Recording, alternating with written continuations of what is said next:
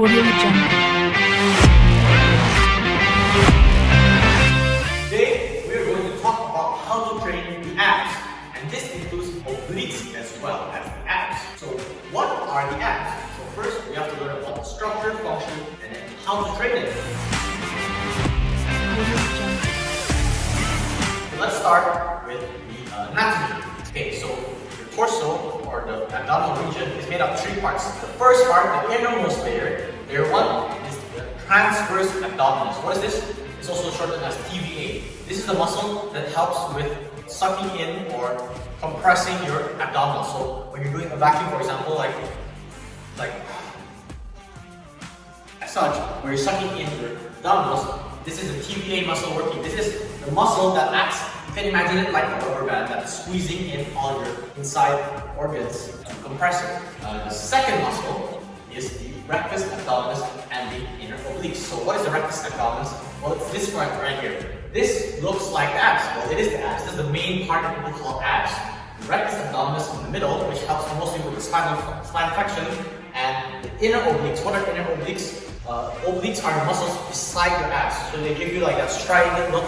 For example, when you're crunching here and you can see some lines here, those are the obliques. But inner obliques, they go this way. They go in this direction, the muscle fibers. Whereas the last layer, which contains the outer obliques, they go in this direction. So they're in opposite directions. They go like this and they go like that. And they work in opposite ways. And the obliques work to twist your body. So when I'm twisting this way, the inner obliques pull here, outer obliques help pull there. Something like that. They're working in opposite manner. Once the inner works, the outer works on the other side. Once the outer works on this side, the inner works on that side. That's how the obliques work. So when you're doing any crunching motion or twisting, for example like this or like this, then that's obliques working. So that's the basic anatomy of the rectus abdominis. So the abs are muscles right in the middle of your torso, the front of your torso, which helps with stability and two main functions. The main function is spinal flexion. So this is my spine and I'm flexing it. So when I'm doing like sit-ups or crunches, I need to bring my abs together and contract the muscles here, and that causes spinal flexion. The second one is when you're lifting up your hips or your lower body. So for example, I'm doing a leg raise like this. I'm actually using my lower abs to do so. So this is more of hip flexion. So this is my hip and I'm flexing it like I'm flexing my biceps. So those are the two main functions.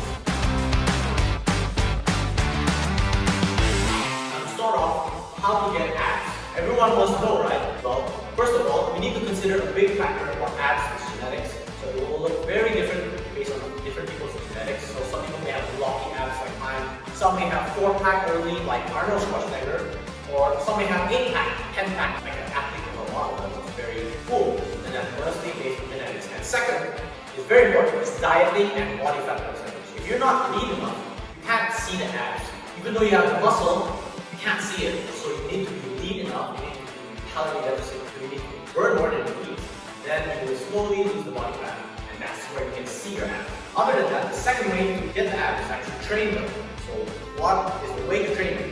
First of all, training the innermost layer, TVA. The most common way, the easiest way to do this is to practice the vacuum. Normally bodybuilders do this when they have to practice the vacuum. Most what they do is you have to suck in and hold that organ or midsection as long as you can for long enough time, maybe 10 to 15 seconds. For example, this.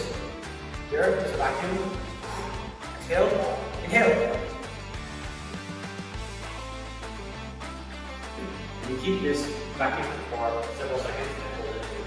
Next, for the second layer, the rectus abdominis and the obliques and outer obliques. Maybe if you want to train abs, you want to train them in two ways. The first is by the upper and the second is by the lower. So when you train the upper and the lower, you want to use motion where you elevate your legs. This is hanging leg raises. You don't have to keep your legs straight. Bending your knee is fine because usually when you bend your knee, you're actually reducing the amount of muscle you need to use for your legs. So your abs will do more of the work and they get tired before your legs get tired. Or you can do like seated leg raises, that's another way. Next is for the upper abs. So that's lower abs, now it's the upper abs. So upper abs you need some sort of crunch movement. So here is some crunch movement on a bench. Sit-ups work as well. So here's an example of like a sit-up movement, crunch movement. And you want to squeeze squeeze it at the top. You don't have to do 5,000 repetitions or 100 repetitions. You can do 10 repetitions, but you want to squeeze it as hard as you can at the top of the rhythm movement. Same like doing bicep curl. You want to squeeze that muscle. That's how you actually gain money muscle connection, and that's how your muscle actually go better and more tension. You can add more weights when you're doing the sit-ups. Another way, if you don't want to do sit-ups, is to use a rope and then to do cable crunches. So here's an example of cable crunches. So you're using, first hold up your arms, crunch, and you're keeping the cables next to your head, and you're actually crunching with your abs. So you want the type of movement that crunches the abs. That's working upper abs, and that's lower abs. They work in combination. And for obliques, you don't really need to train them as much, but if you do want to train them with some sort of twisting of the torso, one way to do them is taking a dumbbell and then simply crunching to the side. Like this. You put your hand up here and squeeze it there. Inhale, squeeze it. Inhale, squeeze it. Remember, training abs is the same with any other muscle. You have to add progression. So make it slightly difficult each time. Add more weight or add more reps or add more sets. You need to progressively overload them. You can't just keep sticking with body weight exercises. So that's how to train transverse abdominis, the rectus abdominis, inner obliques, and the outer obliques. That's how you get abs. Make sure to diet and get low enough body fat percentage and train them sufficiently.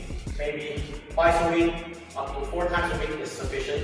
If you want to do more, you can do more. If you want to do less, you can do less based on your workout schedule. Thanks for watching. Hey guys, thank you so much for watching this video. I hope you enjoyed it and learned something new from it. If you did, please consider leaving a like and maybe even subscribing to our channel. It would mean so much to us. Our channel aims to provide free educational content on how to work out in a proper and scientifically proven way so that you could get results. On screen are some other videos that you can watch if you want to continue learning how to work out. Other than that, stay safe, stay healthy, and have a good day. We'll see you next video.